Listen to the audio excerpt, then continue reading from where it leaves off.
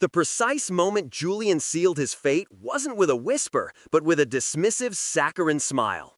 It was my 30th birthday party in a chic rented loft downtown, filled with 50 people who mistakenly believed they knew him. He was holding court near the open bar, a glass of champagne in hand, his charisma radiating like a heat lamp. Then he looked at me, my former mentor, Dr. Peterson, by his side, and in front of everyone, he delivered the line that changed everything. "Eleanor, darling, you really need to calm down. You're imagining things, as usual. We both know your stress makes you a little delusional sometimes, especially when it comes to financial matters or my professional relationships." A polite, fixed smile was all I offered in return, a mask I'd perfected. He didn't know then, standing there so smugly, that his perfect performance was about to become the opening act of his undoing. The trap, in fact, was already sprung. Julian and I had met 2 years prior at a charity gala, one of those glittering affairs where I, an architectural designer, was presenting a new project, and he, a self-proclaimed event planner, was working the room with effortless charm. He'd swept me off my feet.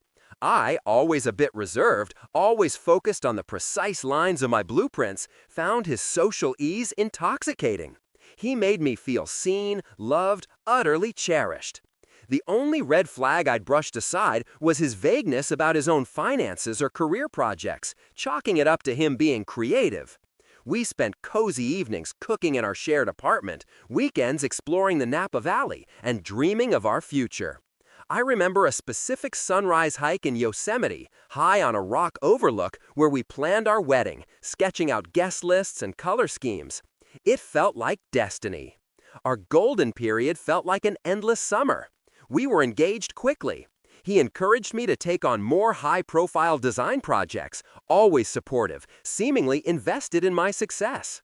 He genuinely seemed to see past my recent inheritance from my grandmother to love me. I poured my personal savings into our shared apartment, paid for most of our lavish lifestyle, and even funded a startup Julian claimed to be launching. He'd insisted on a lavish trip to Italy he said I deserved after a particularly demanding project, all on my dime. He even convinced me to give him full access to my primary checking account for household expenses after my grandmother's substantial inheritance came through, over $250,000. He planned a large wedding using my funds, making me feel like the most treasured woman in the world. He was so outwardly affectionate, so seemingly devoted. The first real crack appeared subtly. Julian became increasingly possessive of his phone, often taking calls in another room or claiming it was client confidentiality. I'd tell myself, he's just busy, his business is picking up. He'd gaslight me with a gentle touch to my cheek. "You're always so worried, darling. Trust me, I'm working hard for our future." The pattern began forming, small, almost imperceptible shifts in his behavior. Less eye contact, more excuses, always turning any concern back on me as my anxiety. The pattern solidified over the next few months. At a small dinner party at my friend Lena's place, Julian openly flirted with a mutual acquaintance, barely acknowledging my presence. Lena raised an eyebrow, but I just laughed it off, pretending not to notice. Then, at our family's Christmas gathering, he made a barbed joke about my tight purse strings regarding his startup's budget, implying I was holding him back. My parents looked uncomfortable. He quickly added, "Just kidding, my love," but the sting lingered. Finally, I found an unusually large expense on our joint credit card statement, a $3,800 charge at a high-end jewelry store. Not for me. He claimed it was a business gift for a major investor and got highly defensive, calling me paranoid. Each time he blamed stress, my paranoia, or misunderstandings. My sister Olivia started giving Julian cold looks, and Lena subtly tried to ask if everything was okay. The secret life shattered everything when I accidentally discovered it. I was clearing out old devices and picked up Julian's old tablet, which he rarely used. A notification popped up from an app I'd forgotten about. There, in excruciating detail, was a string of intimate messages from a woman named Scarlett, dating back months, photos of them together in his new office space, and explicit discussions about their future, a future that clearly didn't include me. I scrolled further, my stomach dropping into a hollow void, to discussions about my inheritance, Julian boasting about how much he was getting and how he planned to manage my emotional instability. My initial emotional response wasn't tears, but a cold, crushing weight, then a searing clarity. It wasn't just an affair, it was a calculated, predatory scheme. My inheritance, my trust, my life was being plundered. I felt a deep, hollow ache that quickly sharpened into something precise and dangerous. I knew with absolute certainty that I couldn't confront him now. I needed to understand the full scope of his betrayal first. For weeks, late into the night, I began my investigation. Starting with the tablet, I carefully cloned all its data. I then accessed our joint bank accounts online, scrutinizing every transaction. I installed a tracking app on his phone, disguised as a utility update. The discoveries mounted. Julian wasn't just spending, he was funneling significant amounts of my grandmother's inheritance, over $95,300, into a shell company account registered under a fake name, linked directly to Scarlett. The office space was indeed a high-end apartment Julian was furnishing for them, paid for with my money. My sister Olivia, who had always been wary of Julian, became my confidant. And Lena, after I confided in her, admitted she'd seen Julian with Scarlett at a cafe, but had dismissed it as a client meeting. The worst discovery was an audio recording Julian had sent Scarlett, discussing how to manage my emotional instability to ensure he got a larger share of assets in a potential separation, even suggesting I was prone to episodes that would discredit me. Every message, every transaction, every photo, every GPS ping from my burner phone, every Ring doorbell footage clip showing his late-night exits and entrances was meticulously cataloged, backed up onto encrypted drives, cross-referenced, and time-stamped. This all led to my 30th birthday party, in that chic rented loft downtown. About 50 guests, a mix of friends, family, and Julian's associates. My sister Olivia and best friend Lena were there, watchful. Julian, as usual, was holding court, basking in the spotlight. I felt a sickening sense of déjà vu from his previous public slight. The air was thick with the scent of expensive perfume and unspoken tension. Then he delivered his chilling line to Dr. Peterson, while gesturing dismissively towards me. Dr. Peterson looked uncomfortable. Lena narrowed her eyes. Olivia's jaw tightened. I just stood there, a small, polite smile fixed on my face. The words hit, but didn't wound. They merely solidified the steel already forming in my spine.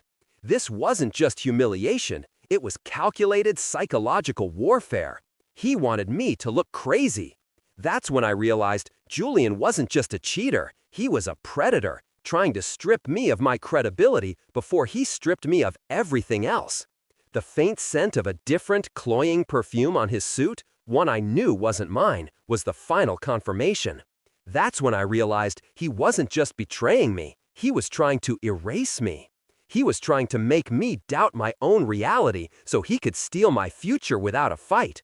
The birthday insult was the green light. The next phase began. The following morning, Julian, oblivious, suggested we combine more of my investments into their joint portfolio, handled by his new financial advisor, a transparent grab. He pressed, subtly at first, then with feigned concern for my financial anxieties, speaking of shared dreams, of our wedding, of my trust in him. I smiled, said, "Of course, darling, let's look at it next week. I just need to get a few things in order on my end first." I even gave him a gentle kiss on the cheek. The trap was set. My attorney, Zachary Thorne, was a tall, impeccably dressed man with kind but sharp eyes, known for handling complex asset division cases, specializing in marital fraud. I also brought in Marcus Green, a retired police detective turned private investigator, known for his discretion and thoroughness.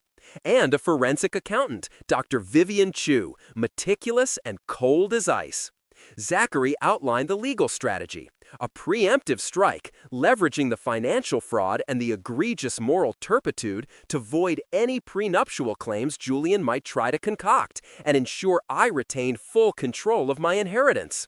Marcus began physical surveillance and deepened the digital trail.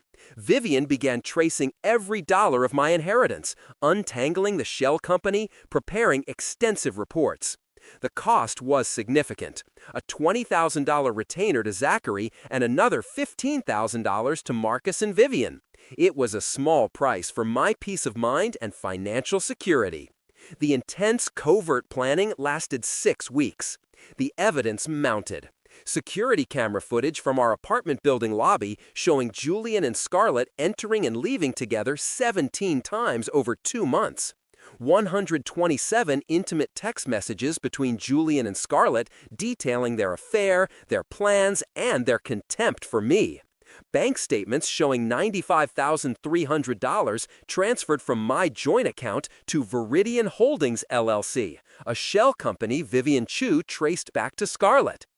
Witness testimony from Lena, who had seen Julian and Scarlett, and from Olivia, who had observed Julian's manipulative behavior and overheard incriminating conversations. Audio recordings from 3 specific dates: Julian confessing his plans to Scarlett during a bugged conversation in the office space, Julian making derogatory comments about me to associates, and Julian gaslighting me. An email trail between Julian and Scarlett discussing how to handle Eleanor's assets and making sure Eleanor looks unstable. Over 60 photos of Julian and Scarlett together in various locations, including the furnished office space and an expensive resort Julian claimed to visit for business. The apartment security footage was requested by Zachary Thorne, citing concerns for my safety. The text messages and emails were recovered from the clone tablet and burner phone. Bank statements were legally accessed. Audio recordings were made using a voice-activated recorder hidden in the office space and a discrete recording app on my phone. There were close calls. Julian almost caught me copying files from the tablet once, but I feigned a migraine and dismissed him. He also questioned a small discrepancy in the joint account once, but I blamed a bank error I'd resolved. Concurrently, I built my financial fortress.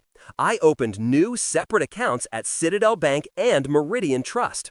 Methodically, I moved my remaining inheritance and personal savings into these new, protected accounts, leaving a smaller, controlled amount in the joint account to avoid immediate suspicion. My grandmother's heirloom emerald necklace and a valuable collection of rare first-edition architectural books were moved to a secure, off-site safety deposit box. Julian's secondary credit cards tied to my accounts were canceled, his access to my investment portfolio revoked, but not overtly. Passwords were changed systematically. All my personal bills, utilities, mortgage, car payment were shifted to my new solo accounts. The joint account, with a carefully calculated amount of funds, was left active to continue Julian's illusion of control and access. He still made occasional withdrawals, totally unaware of the true state of my finances. Zachary prepared a cease and desist order, a lawsuit for fraud and breach of fiduciary duty, and an emergency restraining order based on the gaslighting and manipulative behavior, particularly the threats to my mental stability. As a resident of the state for over 5 years, my case would be handled by the local family court, which had a strong precedent for protecting vulnerable parties in cases of financial exploitation. Zachary cited cases of predatory engagement and marital fraud, emphasizing Julian's calculated financial motive. An obscure state law regarding deliberate emotional distress intended to incapacitate a partner for financial gain became a critical component. If Julian tried to claim defamation, Zachary had a mountain of evidence. If he tried to flee, Marcus was ready to alert authorities with all his traceable financial assets. The calculated timing for the execution was the local Arts Council annual fundraiser gala, a prestigious event Julian always made a point of attending to network and be seen. He had even convinced me to be a major sponsor, using my funds. It was the ideal stage for a public reckoning. I woke early that morning, went for a quiet run. I dressed impeccably in a sleek emerald gown, a stark contrast to the casual elegance I usually favored. My hair was pulled back tightly, revealing eyes that held no warmth. A final call with Zachary Thorne and Marcus Green confirmed all parties were in position. The crucial documents were discreetly handed to Lena, who would pass them to the event organizers at the precise moment. As I applied a final swipe of crimson lipstick, I looked at my reflection. No more illusions. No more weakness. Julian was already at the gala, working the room, completely unaware, probably boasting about our upcoming wedding and my generosity. The grand ballroom of the historic St. Francis Hotel was abuzz with the clinking of champagne glasses and hushed chatter. Julian was laughing loudly with a group near the central fountain. I walked directly up to him, my voice clear but low. "Julian, I think it's time we had a very public chat about your private life."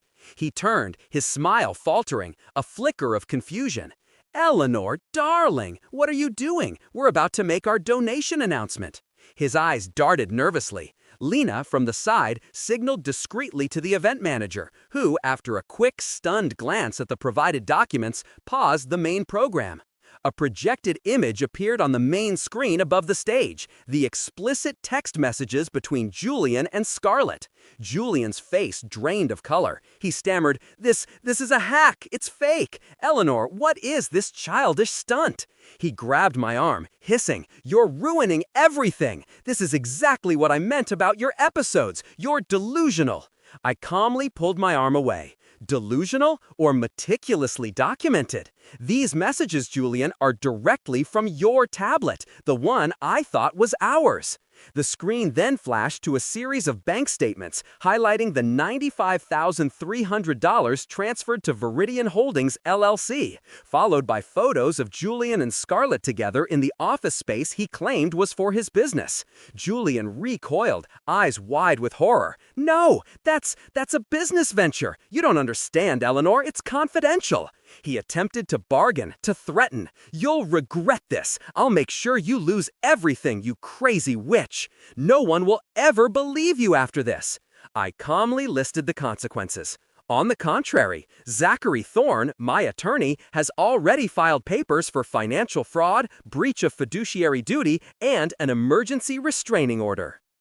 "The police are waiting to speak with you about Viridian Holdings. Dr. Vivian Chu, my forensic accountant, has detailed every single one of your transactions." A murmur went through the crowd as Dr. Peterson, my former mentor, stepped forward, his face grim. "Julian, I heard what you said about Eleanor's delusions. I also saw you with Miss Scarlett at the opera last month, claiming she was a client. I'm afraid your credibility here is entirely gone." Julian's gaze darted around the horrified faces of the guests, the flashing cameras of the local press, the stony countenances of the hotel security, then settled on the plainclothes officers entering the room. He was utterly cornered. "Eleanor, please, we can fix this. Our wedding, our future. I love you. It was a mistake, a moment of weakness." I looked at him, my voice barely a whisper, yet audible to those closest. My future doesn't include fraud or weakness. Julian was escorted out by the officers. The gala dissolved into a frenzy of whispers and frantic phone calls. News of the public scandal broke before midnight, dominating local media. Julian tried calling me incessantly, leaving panicked, angry voicemails, then shifting to tearful apologies. He messaged Lena and Olivia, trying to spin a narrative of my unstable jealousy. Lena and Olivia immediately posted statements of support for me, sharing the curated evidence on private groups. Most friends and family were appalled and rallied around me. Julian went dark on social media, then reappeared with a frantic, poorly worded post claiming defamation and mental abuse, which only fueled the fire. I issued one brief statement through Zachary Thorne, confirming the legal actions and thanking my supporters, letting the evidence and Julian's unraveling speak for itself. Dr. Peterson publicly vouched for my character and professionalism on a local news segment, condemning Julian's manipulative tactics. 2 weeks later, a preliminary hearing was set. Julian appeared without an attorney, looking disheveled. Zachary Thorne presented the mountain of evidence, the financial reports from Dr. Chu, the PI's detailed surveillance logs, the audio recordings, and the witness statements from Lena, Olivia, and Dr. Peterson. The judge, a stern but fair woman named Judge Evelyn Roth, listened to Zachary's presentation and Julian's bumbling, desperate denials, her expression growing increasingly severe. She openly scoffed at his claims of a misunderstanding. Julian was ordered to repay the full $95,300 to me, plus punitive damages of $50,000 for emotional distress and legal fees. A permanent restraining order was issued, prohibiting him from contacting me or my family. He also faced potential charges for operating an unregistered shell company for fraudulent purposes. He tried to appeal the restraining order, claiming I was obsessed, but it was denied within days. I recovered $145,300. Julian was placed on probation for the fraud charges, and the judge warned him of severe penalties should he breach the restraining order. Zachary's final bill was $32,000. Every penny, I thought, was worth it. Julian was forced to move in with his estranged aunt in a small, cramped apartment 300 miles away. The office space he furnished for Scarlett was repossessed. His event planning business was revealed as a sham. He lost all his social connections. The last I heard, he was working minimum wage stocking shelves at a Target.